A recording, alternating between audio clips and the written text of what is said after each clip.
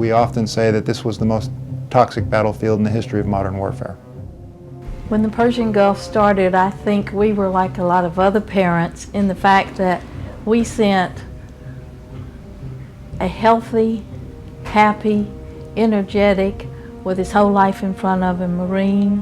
His opportunities in the Marine Corps were the limit. The sky's the limit. Randy was that dedicated to the Marine Corps. He did an excellent job. He had excellent reports in everything he did. He gave his all in the Persian Gulf. And now, less than 10 years later, we have a shell of a son. His health has been taken away. I always have tried to be faithful to my country, just like President Kennedy, who I admire. You know, he always said, you know, ask not what your country can do for you, what you can do for your country. Well, that's the way I grew up. I was brought up, you know. And, you know, it's sad to say I went and did for my country, but my country is not doing for me. There are other people worse than I am, and I hope the government helps them too, because this is real. I'm not one of the ones that's most seriously affected. I think those who were most seriously affected are already dead.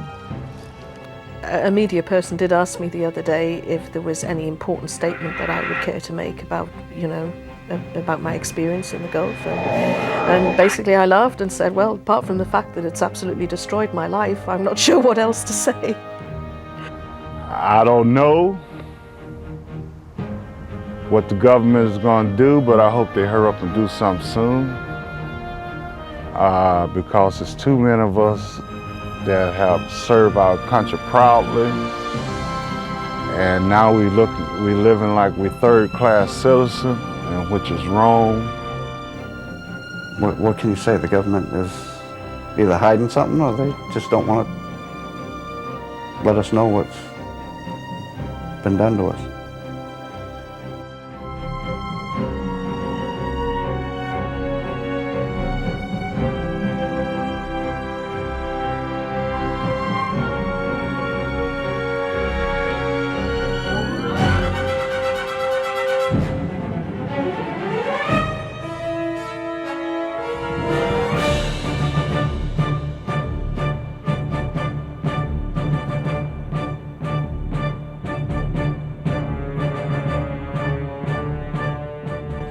The air war in the Persian Gulf began on January 17, 1991. A few weeks later, on February 24th, the ground war began. To the amazement of all concerned, the war ended just 100 hours after it began. Of the 700,000 U.S. troops who served in Operation Desert Storm, only 148 died from battle-related injuries, and only 467 were wounded. But over 200,000 soldiers, or 1/3 of those who served in the Gulf War, are now chronically ill.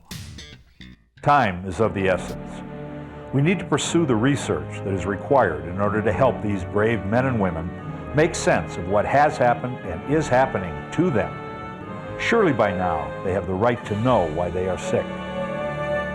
Now when you take 700,000 people and you send them to the Gulf, and they're exposed to so many different things, what we see is that different people develop intolerances maybe as a consequence of various exposures. It's not all due to one thing.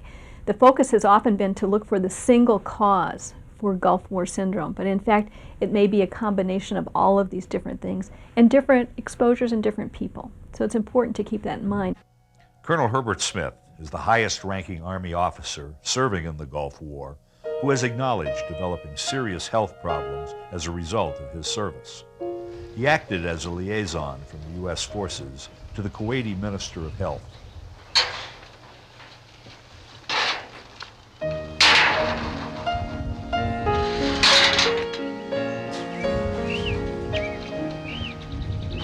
As time went by, the more oil well fire smoke I breathed, the worse I got. I had a rash, my lymph nodes were swollen, and joints were in terrible pain. I couldn't carry anything anymore. I had a problem. and I was sent to Walter Reed Army Medical Center, and I maintained my relationship with Walter Reed until I got to the point where a doctor at Walter Reed Army Medical Center, not only did he tell me that I had a somatoform disorder and that everything was in my head, but he also accused me of bleeding myself so that I would fake my anemia. Now, at the same time, I was going to the VA Medical Center in Baltimore and in Washington, D.C. And they didn't get the first clue until they did a brain scan. The reason why they did a brain scan is I was having a significant number of complex partial seizures on a regular basis, and I do that now. What happens is my memory tape just stopped working. I got to the point I couldn't drive myself to work. I couldn't drive myself home. I didn't know where I was. I had these blank spots. One time I set off to go to Baltimore, and when I became cognizant of my surroundings, I was on the outside of the Beltway around Washington, D.C., and I didn't have a clue how I got there. But the first time I couldn't find my way home, that's when I really knew I was in trouble. I'm amazed that I allowed myself to get as bad as I did before seeking serious medical aid. I kept thinking, well, I'm gonna get over this. Nothing can be wrong with Superman, Super Trooper. So I just knew I was gonna get better. But instead I got worse. The brain damage also extended into my middle ear, the vestibular system. I was having violent vertigo attacks. I got to the point where I couldn't stand at attention, because when I brought my feet together, I would fall over. I couldn't take a parade rest position because I couldn't put my hands to the small of my back because the shoulder pain was so severe.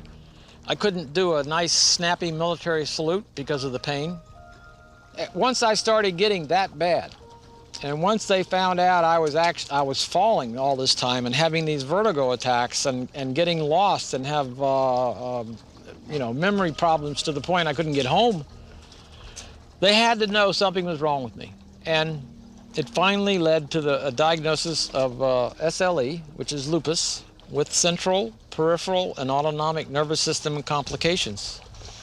We now know that inhaling chemicals can cause lupus.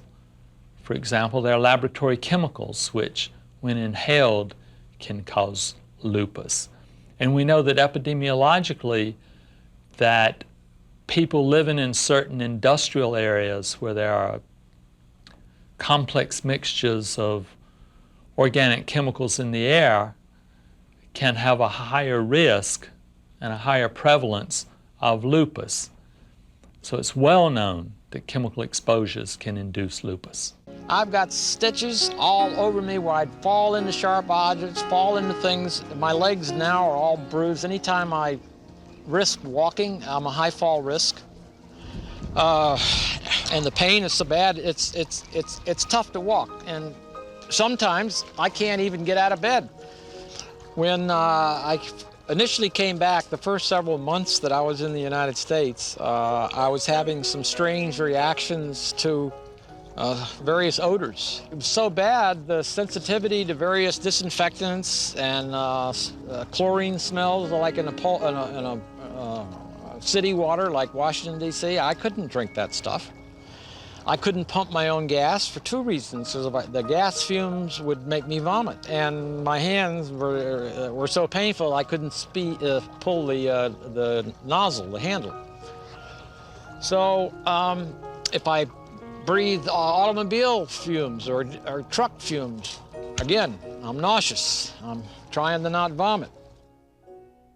The phrase most commonly used for this condition where people react adversely to environmental factors, especially chemicals, has been called multiple chemical sensitivity. Not everybody agrees with that particular phraseology, but essentially what it means is that people respond adversely to everyday, ordinary concentrations of pollutants that are all around us all the time. Perfume and indoor air contaminants, fresh paint, the traffic fumes, the sorts of things that are found in everyday situations that do not appear to bother other people. For the chemically sensitive patient, it can make them quite ill in a variety of different ways depending upon the person's sensitivities. The Gulf veterans that we've studied have also reported striking intolerances for chemicals, new intolerances that were never there before. For example, mechanics who used to love being around, gasoline and solvents, and all of a sudden they say they feel sick if they're around those. Even if a truck drives into the shop, the exhaust will make them sick. Nausea, vomiting, headaches, and so on. Claudia Miller, MD, professor in environmental and occupational medicine at the University of Texas Health Science Center at San Antonio, is a member of the VA Gulf War Expert Scientific Advisory Committee. Since I've been back from the Gulf War, I also noticed that a lot of things bother me that never bothered me before. Different perfume, different cologne, gas, different smell of even smoke or cigarettes. I just automatically get sick, And sometimes it takes me days or weeks to recover. The big change in what people feel about odors and their tolerances for them, and this is not just a matter of being bothered by it or disliking it. This is being symptomatic, having headaches, fatigue that's severe, trouble with concentration that keeps people from doing their jobs, changes in mood so they blow up at their supervisors or their spouses for no apparent reason. These are very striking changes in terms of how they respond to common chemical exposures. One day I was on the elevator and someone got on there with some loud perfume, and then all of a sudden it hit me and I got lightheaded. Roy's blood pressure shot up so high that the emergency room staff thought he was having a heart attack. He ended up spending 4 days in the hospital. The chemical sensitivity is just becoming unreal, and you notice it now. It's before when you used to pump gas, you stand there and smell the fume. Great, this is, this stuff don't bother me. Now it's, you got to try to hide and pump at the same time. In the mid-1990s, I commanded Walter Reed Army Medical Center. I continued to work on looking for causes for the illnesses suffered by many Gulf War veterans, illnesses that clearly were more than stress-related. I looked at vaccines, I looked at exposure to smokes, to other toxic chemicals, petrochemicals, and so forth, all that were part of that battlefield experience. And I came to the conclusion that at least one of the explanations was multiple chemical sensitivity, something where a variety of toxic elements, even at low levels by themselves in combination, may in susceptible individuals be causing these illnesses. And I believe so much more work needs to be done in that, but it is clearly one of the explanations. When I got back from the Gulf, my parents started knowing a different change in me. I wasn't very energetic no more. I didn't play sports. Through the times that I've been home, I started noticing that I had chronic diarrhea, had memory loss, multiple joint pains, fatigued all the time. One of my worst symptoms would probably be the chronic diarrhea, in which I intake food and it just flows right out of my system, probably 3 or 4 times a day. I've been suffering with this chronic diarrhea probably since 9 years, and it hasn't gotten any better, it's just gotten worse. Bobby Lawson recently underwent surgery for the removal of a large brain tumor. Jim Toot, formerly with the Secret Service, was the principal investigator for the Senate Banking Committee, which held hearings and prepared reports on Gulf War syndrome in the early 90s. Toot's work was instrumental in leading to the government admission at last that there might have been widespread chemical exposures to our troops during the Gulf War. At the onset of the air war, the United States had one clear mission, and that was to keep Iraq from using chemical weapons against our troops. So the first targets that were hit in Iraq were approximately 28 chemical weapons factories. These were factories that were producing chemical weapons and their precursor compounds. At a period of time when we were engaging the enemy, multiple times the chemical arm systems went off. And so many times they went off, we were told to ignore them because we kept putting on the same MOPP suit. Once you break one MOPP suit, that's it. It's not good. There was times during the night when I was driving for an officer taking him to meetings that we had come upon a pile of dead sheep. To see the eyes of the desert rats reflecting in your light, and you kind of look and say, what are all these things? And then when you got close enough, you could see that they were eating the sheep. The night that we actually saw the dead sheep was the night of the first air offensive, and not knowing whether they were diseased or if it had been a chemical, attack, not being up on the front line at the time for that.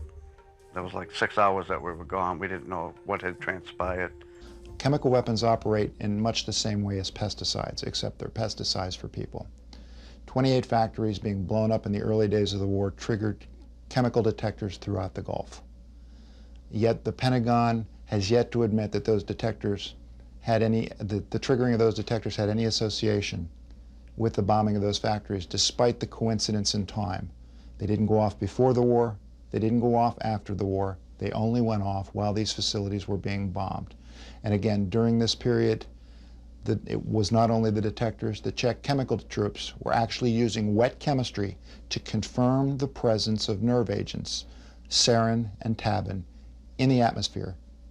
The presence of blister agents, mustard, in the atmosphere. Now we know that sarin operates the exact same way that an organophosphate pesticide operates against insects, but against people.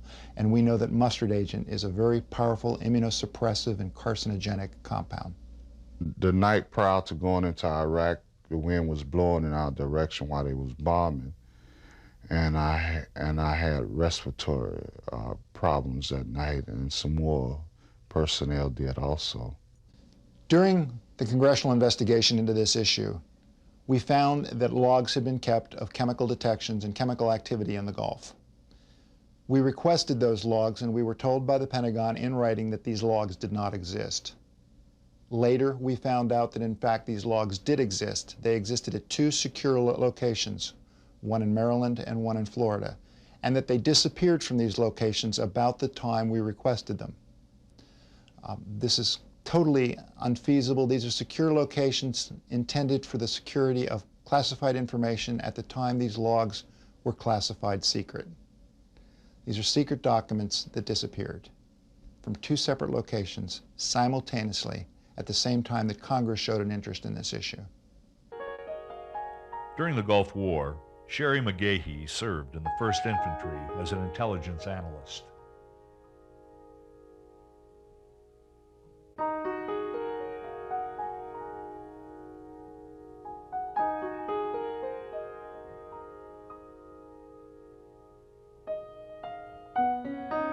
I've been gradually getting worse off, and I don't know really what's going on with me.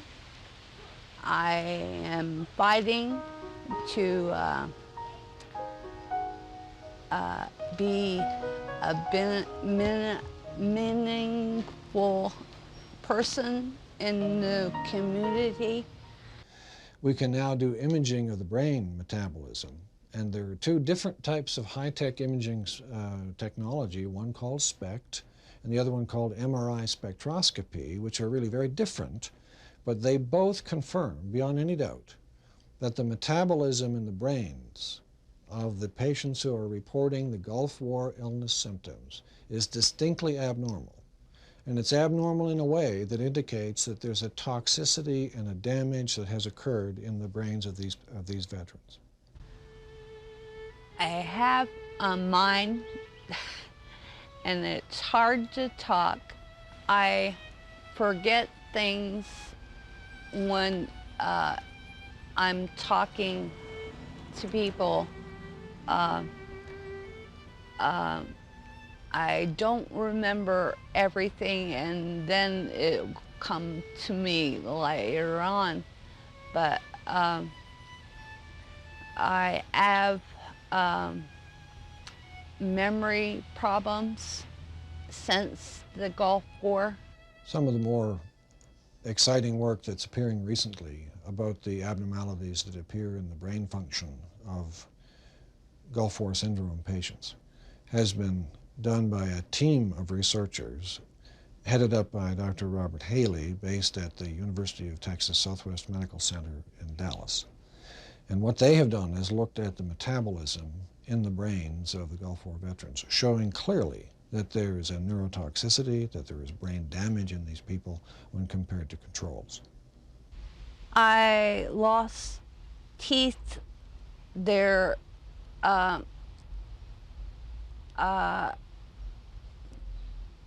what you say, eating the insides out of the teeth. I'm getting 100% disability from BA. I was only getting 60% from the Army, and that take me over a year to get that. One of the reasons why it took Sherry McGahey so long to obtain 100% disability was that Army doctors had misdiagnosed her case as, quote, a fairly chronic depressive disorder associated with multiple physical complaints and a chronic pattern of social maladjustment, end quote. The Army psychiatric reports on Sherry McGahey contain these phrases. As observed by others working in this soldier's case, the patient tends to present with multiple somatic complaints that are either unfounded given medical examination or are significantly in excess of what might be expected given any positive results from medical examination. Patients with this type of response style tend to over-report their symptoms in an attempt to elicit assistance. She does have a history of satisfactory military service spanning more than 16 years, so she must have had the capacity to isolate her occupational functioning from her social difficulties in the past. There is some possibility that the longer she is allowed to be dysfunctional on the job, the more ingrained a patient identity will become. Countless other ill veterans have been given psychiatric diagnoses. Unfortunately, in general, only limited disability payments are available for psychiatric problems.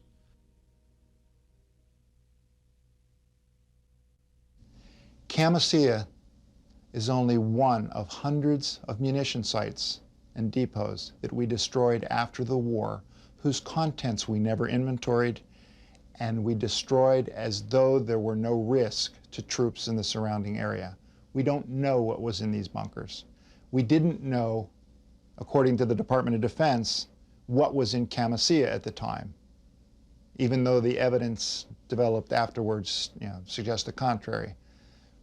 But bunker after bunker after bunker was destroyed without any inventory of the contents, without any knowledge of what was being blown up, and without any effort to protect the troops who were in the area to the fallout that may have occurred from these detonations.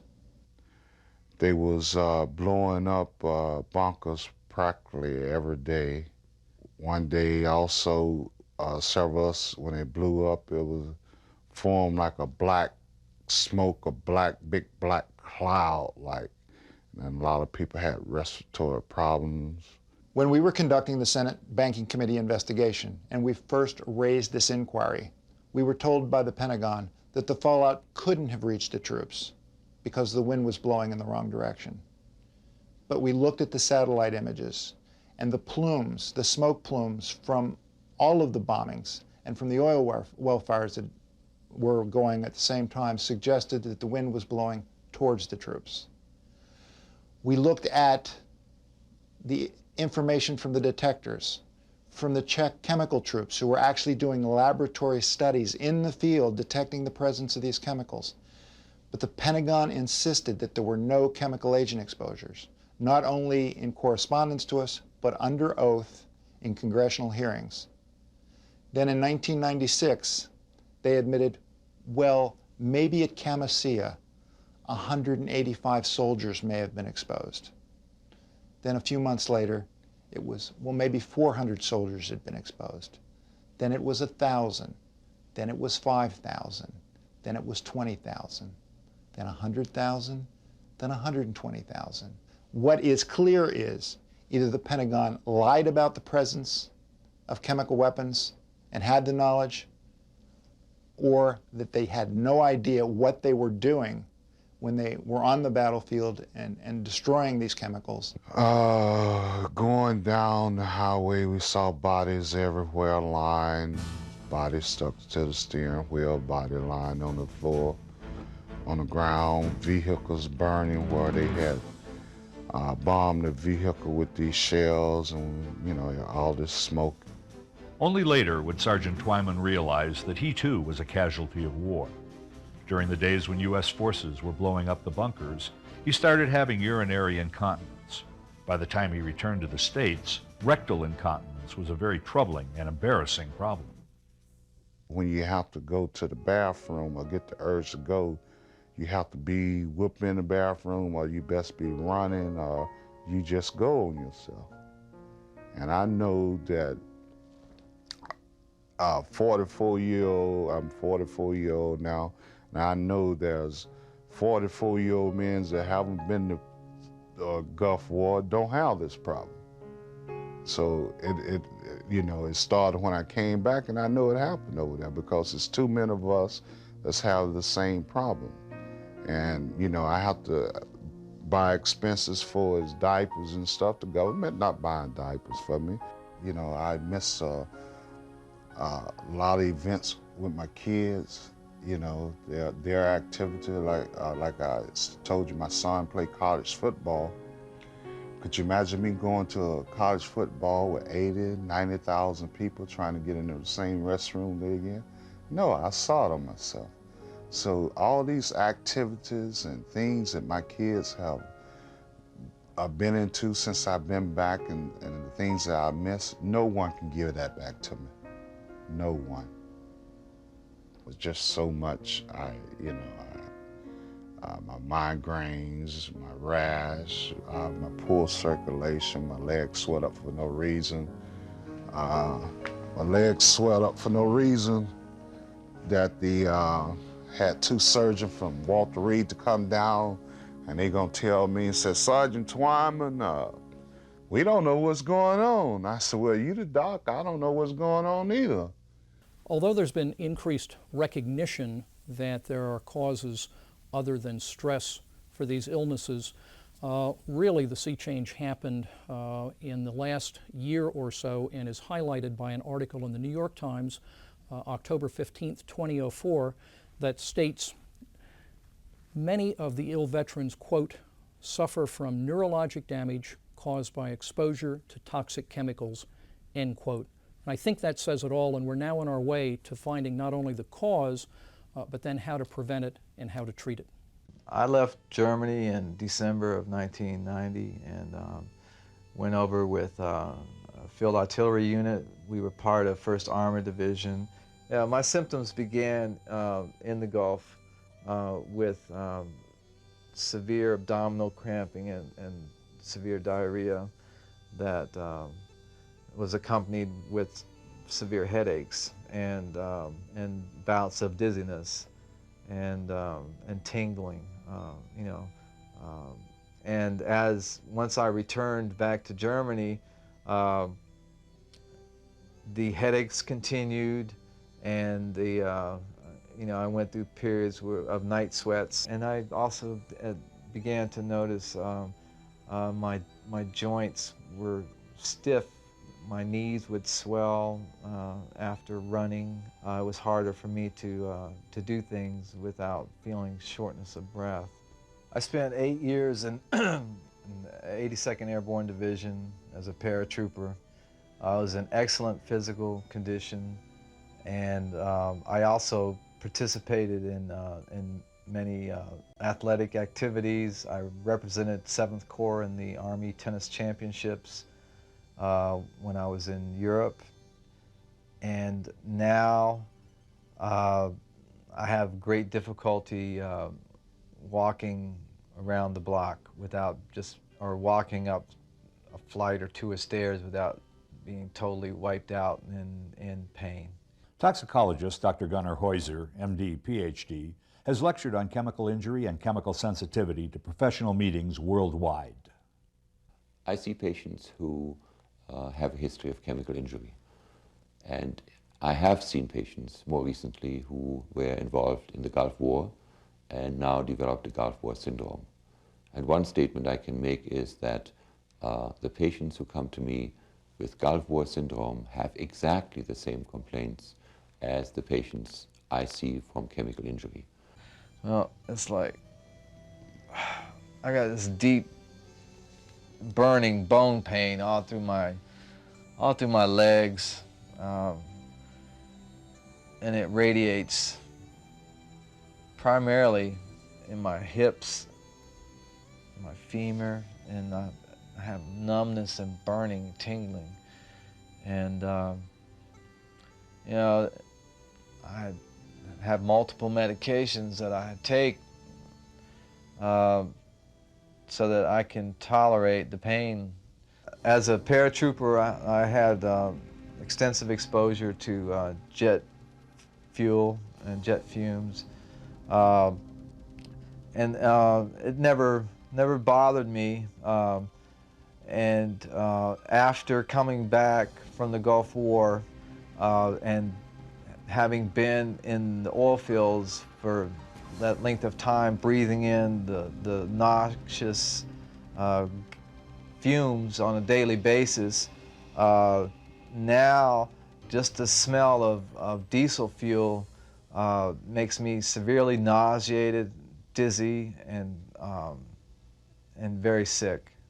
Perfumes, I don't wear any type of cologne because it makes me nauseous. And things just got to the point where,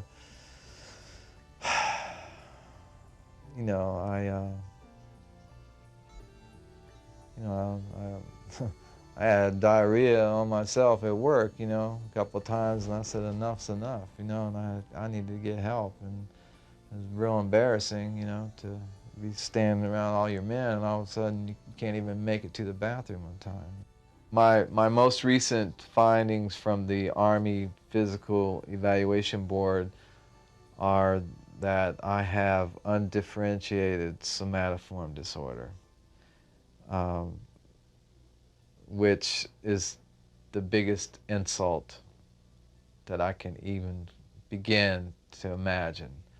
Sometime in February, oil well fires began burning, both as a result of some of the coalition bombing, but predominantly because as the Iraqis were retreating, they lit some 600 oil wells on fire to try and destroy what was left of the Kuwaiti infrastructure, the Kuwaiti economic base.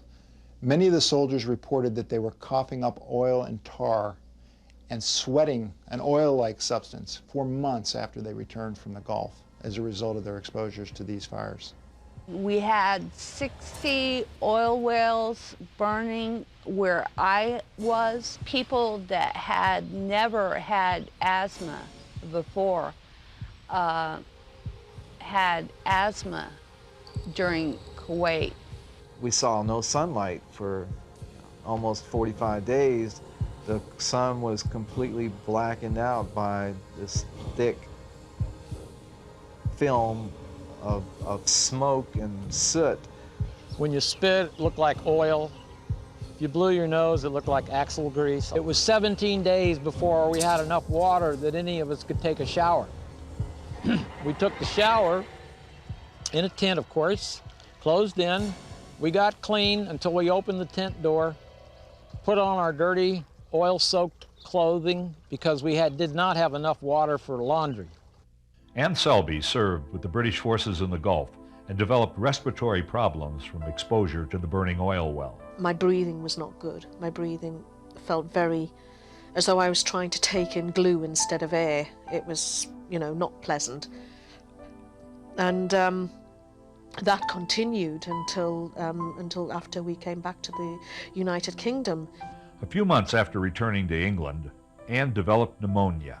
And then when they actually looked at my lungs and everything, they said that there was a lot of oily debris in my lungs. And they said, well, we can't understand why your lungs are in such bad shape. I said, would oil wells have done it, burning oil wells?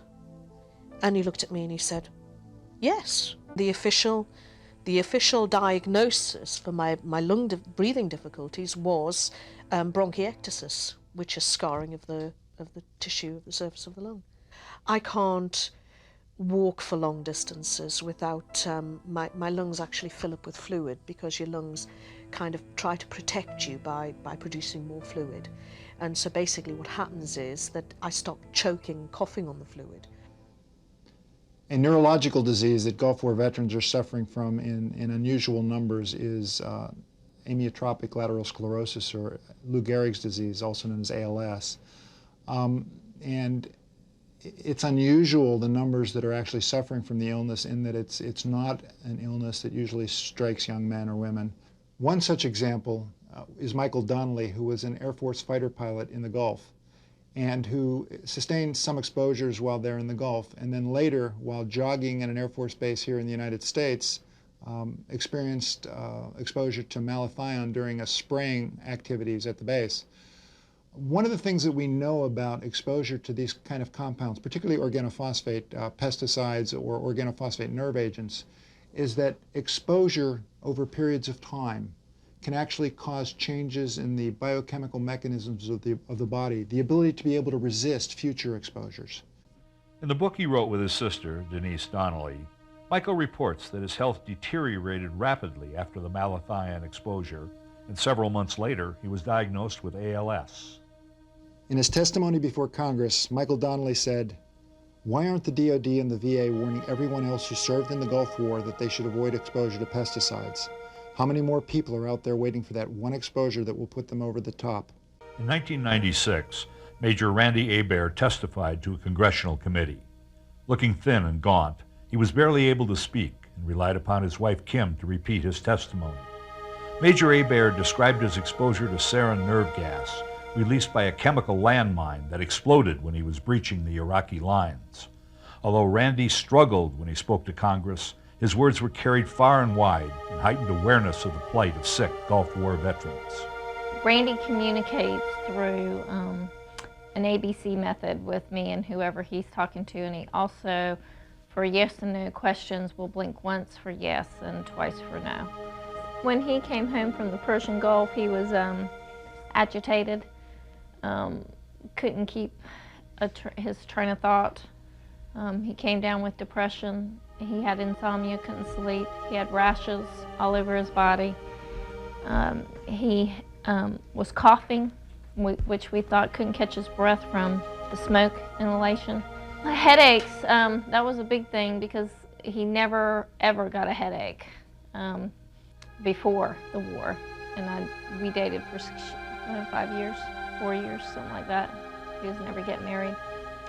But as soon as he came back, he had to take aspirin every day, twice a day, for headaches. He had a headache every single day, and he literally kept the bottle on him. So that was real bizarre. In 1994, we got orders to go to Missouri, and we really had, Randy was having all these signs and symptoms of different things, but we never added up what was really going on. We just didn't ever think Persian Gulf. But right before we left this house, we had it rented out and we sprayed the house for pesticides. Randy spent 2 hours in the garage with those pesticides in the air, sweeping and cleaning out the garage, which we think affected him in a big way. From cleaning out the garage, like within a couple days, we were headed to Missouri to actually meet our truck, the mover's truck. And it's there, we already had our house, that Randy started noticing his hand was really started failing. And I guess the big difference was when he was trying to help the mover get a box, and he dropped the box and his hand just wouldn't work. He went to the doctor just to see what muscle he had pulled, and you know, a year and a half later, we got a diagnosis of ALS. As the disease progressed, Randy's speech started to slur, and he eventually could no longer speak at all. He lost the use of his arms, then his legs, and has been in a wheelchair for 3 years. He had to have a feeding tube installed, and when his breathing deteriorated, he ended up with a tracheotomy. And we know basically what his needs are. There's only certain basic needs, and once we've gone through those, well, then we will start to communicate. We'll go through the alphabet. We'll start A, B, C, D, and then when we get to the letter that he wants to communicate, well, he'll blink his eye. And Look at those eyes. so They tell it all. And he's able to pretty well control us with that look. On December 12, 2001, the VA released this statement about the relationship of Lou Gehrig's disease to service in the Gulf War. In a large epidemiological study, researchers, supported by both the Department of Veterans Affairs and the Department of Defense, have found preliminary evidence that veterans who served in Desert Shield, Desert Storm are nearly twice as likely as their non-deployed counterparts to develop amyotrophic lateral sclerosis, ALS, commonly called Lou Gehrig's disease. Dr. Robert Haley confirmed this excess incidence of ALS in an article published in the journal Neurology in 2003.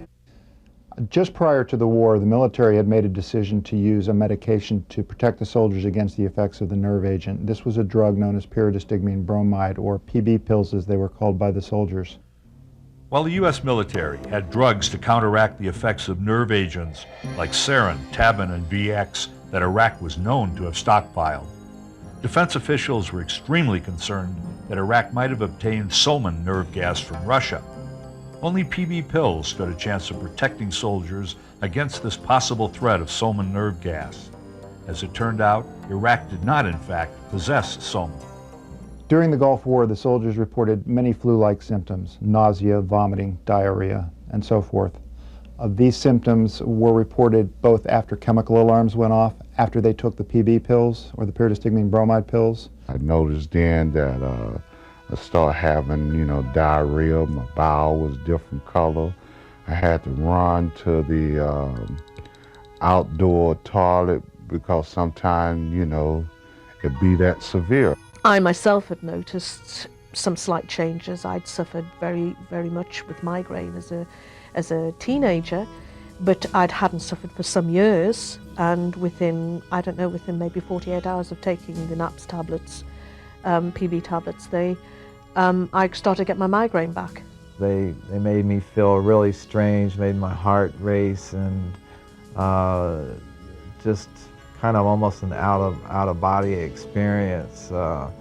Although I was still able to function, things were altered around me, time, space. PB pills made me sick with diarrhea. Personally, myself, I just felt like a big flame, a fire. It was unbelievable. The possibility that PB pills may have induced chemical sensitivity in soldiers is raised in a report commissioned by the Department of Defense from the RAND Corporation, a major think tank. The first section of Chapter 11 is titled, Does PB Lead to MCS? The simplest way to understand pyridostigmine bromide is the little white tablets that came in the blister pack, is that they're a carbamate-based pesticide. We knew and had immediate, over 50% of the people that took the pyridostigmine bromide had immediate pesticide-related health effects. That was expected. That's what's in the physician's desk reference and what's always been known. You can't eat pesticides and have a good day. During the Gulf War, as a preventive medicine measure, the military sprayed in an unregulated fashion pesticides in areas where U.S. troops were located. What those pesticides were, nobody knows, because he just went out and bought pesticides in a bag. And after all, who knew what language was marked on it? So it's very strong that pesticides that could have been purchased and used would be totally illegal for use in our country. The kinds of exposures that these soldiers faced during the Gulf War were very abnormal and unusual.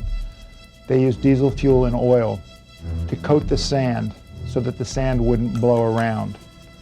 They used diesel fuel to fire heaters inside tents in areas where diesel should not be burning in a confined environment. There was oil in their water and in their food, and in virtually everything they came into contact with after the oil fires started to burn in February. So the environment was a very abnormal environment filled with many, many toxic compounds. In fact, we often say that this was the most toxic battlefield in the history of modern warfare. Mohammed Abu Danya is a professor of pharmacology at Duke University Medical School. In recent research for the Department of Defense, He has studied the effects upon rats given a mixture of 3 of the chemicals that veterans encountered. The chemical combination studied consisted of the insect repellent DEET, pyridostigmine bromide, and the insecticide permethrin. Dosage levels for the rats were comparable to levels encountered by the soldiers. At these levels, the effect of the chemicals is far greater in combination than individually. We found that in combined chemical exposure, there was actually breaches of the blood-brain barrier and leaks that could have resulted for penetration of chemicals or pathogens like bacteria or virus to the brain, and also could have resulted of essential chemicals leaking from the brain to the bloodstream. In an article published in the February 26, 2004 issue of the Journal of Toxicology and Environmental Health, Dr. Abu Dania announced further results of his studies, exposing rats to a combination of DEET, permethrin, PB, and stress. He found that the chemicals and stress together produced a significant number of dead or dying brain cells, as well as damage to the liver. In a study published in the same journal on January 10, 2003, Dr. Abu Dania announced that in his rodent studies, the combination of these 3 chemicals and stress produced damage to the testes and a reduction in sperm production. First thing we noticed when I come back, I had, I don't know what you would call it, like a fatigue that was unbelievable. So it was about a month before I went back to work. Now, I worked in an office for the railroad where I used a lot of numbers. And these numbers I had memorized. I got where I was messing up real bad in the office, forgetting numbers. They moved me from out of the office and I went transferred out to the rail yard. In the rail yard, I was falling down for some unknown reason. I'd get like an electrical shock in my ankle or something, and I'd fall. Terry spent 6 weeks at the VA hospital in Washington, D.C., where he was diagnosed with 14 different problems, including demyelination of the nerves in his arms and legs. He also by chance discovered in the VA hospital how sensitive he had become to chemicals. While I was in the hospital, they were taking me to have an MRI. As they were rolling me down the hallway, they went by a room where the paint was, where the floor was being stripped, and they were using a paint stripper. I actually went unconscious, and they had to take me to the emergency room. I'm on my railroad disability because the government has not given me anything yet, and I filed my first claim in December of '92, and everything comes back claim denied. This is, well, how many, I guess 8 years now. Many of the veterans that we've met, talked to, have chronic health problems that prevent them from working and providing for themselves and their families. Unfortunately, if they cannot prove to the Department of Veterans Affairs that this chronic health problem is directly tied to their military service, there is no health care or benefits program that is available to them from the Department of Veterans Affairs. Disbelief among VA physicians has made it difficult for veterans who have been too ill to work to receive disability payments.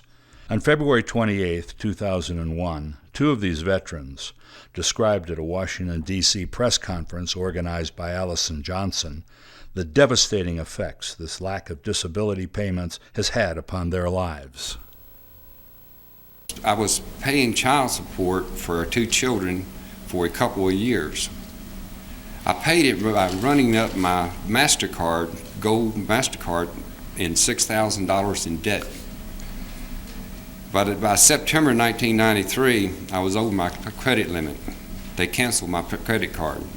I had owed my parents over $3,000 trying to pay the child support. I couldn't get no more money anywhere. To top it off, I was just feeling exhausted, couldn't work, and in and out of the hospital. When I was continued to be unable to pay my child support, My ex-wife took me to court again. The judge put me in jail for 5 days, the first time. The 2 months later, my ex-wife took me to court again, and this time they put me in jail for 30 days. He didn't even look at the paper I showed him, indicating that the state of North Carolina had given me Medicaid because I was unable to work and tried 8 different jobs. When they transported me to the hospital when I was in jail, they put me in leg irons, waist chains, and handcuffs. Larry Perry has applied to the VA for disability 14 times and has been denied 14 times. As of February 2003, he has received no money at all from the VA. As time went on, I was missing a lot of time from work. They put me on medication because they thought I might be some form of muscular dystrophy. I was missing so much time from work, I finally had to stop working. My wife and I declared bankruptcy. We lost our house and our car and everything. We had to sell our furniture, my wife's jewelry, to make ends meet. In March 2002, 11 years after he returned from the Gulf War with serious medical problems, Jeffrey Parkett at last obtained disability status from the VA. During the Gulf War, depleted uranium munitions were used for the first time in a widespread way. These rounds used uranium needles to penetrate enemy armor and gave our soldiers an advantage over the Iraqi forces. The problem is our soldiers were not trained as to how to handle these materials once they had been expended, once the material had actually been burned up. And as a result, it is one of the materials that's being looked at as both through the effects of radiation and the chemical effects of the uranium itself as being possibly playing a role in the illnesses being experienced by the soldiers. Our commanders never warned us about the radioactive vehicles, that we could not go around them or touch them. So basically, it was like a free-for-all. Everybody's just wanting to explore to get things out of the tanks and just to take pictures on it.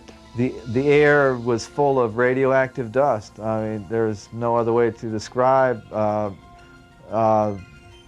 pulverized uranium, depleted uranium dust from the targets that were hit, and it was a free-for-all kill zone. I mean, there were destroyed Iraqi tanks and vehicles that completely littered the battlefields, and they were ablaze as we rode through them. Doug Rocky, Ph.D., a 20-year service veteran, was part of the Third Army's Special Operations Team for nuclear, biological, and chemical weapons during the Gulf War. He had special responsibility for issues involving depleted uranium. During the Gulf War, depleted uranium munitions were fired both by the A-10 attack aircraft and by also the tanks. They fired over 900,000 rounds of these, which are now left all over the desert. What we're doing is just basically disposing of our radioactive waste in somebody else's backyard. And that's a crime against God and humanity. There's no place in this country that you could take solid uranium waste and spread it in anybody's backyard. Wouldn't be allowed. When my husband first came back from Saudi, to even put gas in his vehicle, he would throw up. Whenever I would use a pine scented cleaner, when he'd get out of the truck, he'd have to get right back in it. He couldn't even come in the house.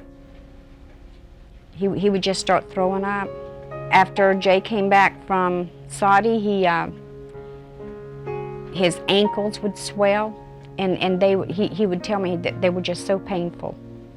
His knees, his elbows, all of his joints would be, just to sit down in the chair when he'd get up, he'd have to rub his hip bone. He'd say that, "Mom, this hurts so bad." He got to where he would have difficulties breathing at times. And there was times I'd have to take him to the doctor to get a shot for headaches. In July of '98, my husband was diagnosed with metastatic adenocarcinoma of unknown primary. Doctors said it was a chemical environmental cancer. To me, I feel that the Army, yes, they gave me 23 good years with my husband, but they've also taken away a lot of years too.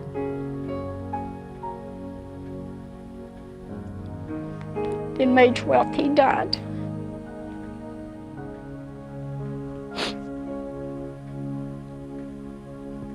Government don't understand. They don't know what they've taken away from us. They just don't know. He was my life. And they took it. So when the war began, when we started deploying soldiers to the Gulf, they started giving soldiers that they felt were in critical positions 2 doses of the anthrax vaccine. So approximately 150,000 soldiers were given 2 doses. So what ended up happening was they got 2 anthrax shots in a very short period of time, combined with all the other immunizations that were overdue at the time. And so these critical factors could, in fact, play a key role in why the soldiers are sick today, combined with other factors in the Gulf.